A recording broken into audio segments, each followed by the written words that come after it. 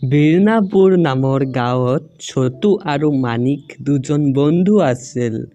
মাণিক বহুত এলেহুৱা আছিল। বল ক'ৰবাত কাম বিচাৰি যাওঁ। আৰে তয়ে যা আৰু মোৰ কাৰণে কাম বিচাৰিবি। আৰে তয়ো যো হ'ব যো। দুজনেই কাম বিচাৰি গৈছিল।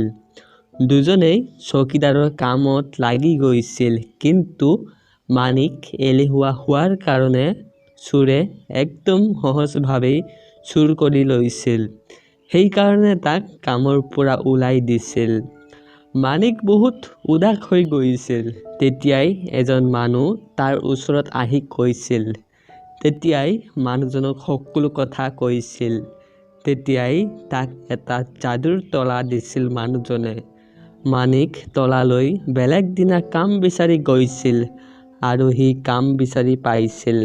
মাণিকে দৰজাখনত তলা লগাই দিছিল আৰু কৈছিল, কোনোবা চোৰ আহিলে তই চাবি। তাৰ পিছত চোৰ আহিছিল।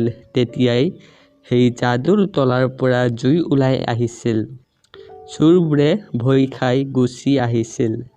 ছটুৱে লুকাই সকলো চাই আছিল। তেতিয়াই সি সকলো গম পাইছিল।